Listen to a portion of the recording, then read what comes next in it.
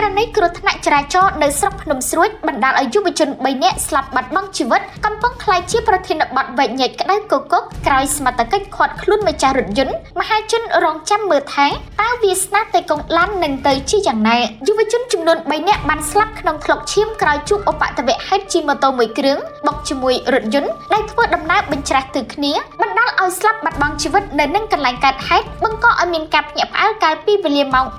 15:50 នាទីថ្ងៃទី 20 ខែមីនា ឆ្នាំ 2025 ស្ថិតនៅលើផ្លូវជាតិលេខ 4 ចន្លោះគីឡូម៉ែត្រ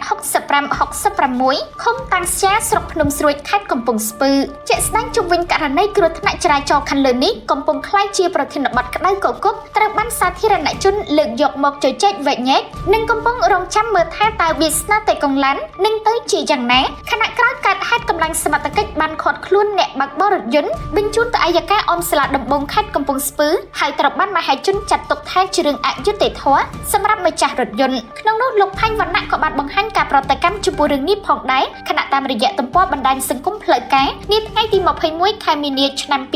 2025 លោកបានលើកឡើងបញ្ជាក់យ៉ាងដូចនេះថាអាណិតគាត់ណាស់គាត់បើកបរលើផ្លូវស្របទិសដៅចរាចរណ៍ត្រឹមត្រូវតែអកុសលមនុស្ស3នាក់បើកបរម៉ូតូបញ្ច្រាស់ទិសដៅចរាចរណ៍មកចូលឡានគាត់មានវីដេអូជាផាតាំងទៀតបែរជាមន្ត្រីនគរបាលចរាចរណ៍ខេត្តកំពង់ស្ពឺចាប់ឃាត់ខ្លួនម្ចាស់រថយន្តដែលជាអ្នករងគ្រោះទៅវិញលោកផាញ់វណ្ណៈបានលើកឡើងបន្តថាតើយើងអនុវត្តច្បាប់ឬអនុវត្តតាមមធ្យោបាយតូចធំឬអាធំចាំតែខុសយើងបង្កើតច្បាប់មកធ្វើអ្វីបងប្អូនណាមានដឹងទេបច្ចុប្បន្នគេដោះលែងអ្នកបើកបររថយន្តឬគេចាប់បញ្ជូនទៅតុលាការក្នុងរឿងនេះលោកផាញ់វណ្ណៈបានចោទសួរស្នងការនគរបាលខេត្តកំពង់ស្ពឺរឿងចាប់ឃាត់ខ្លួនអ្នកបើកបររថយន្តបញ្ជូនទៅកាន់អัยការអមសាលាដំបងខេត្តកំពង់ស្ពឺដែលថាតើផ្អែកលើផុសតាំងអ្វីច្បាប់អ្វីដោយសារវីដេអូបានបង្ហាញច្បាស់ថាជនបង្កគ្រោះថ្នាក់ចរាចរណ៍ពិតប្រាកដគឺអ្នកបើកបរម៉ូតូជិះបញ្ច្រាស់ទិសដៅចរាចរណ៍ហើយបើកទៅចូលឡានជនរងគ្រោះដែលបើកបរត្រឹមត្រូវតាមគន្លងផ្លូវដែលច្បាប់កំណត់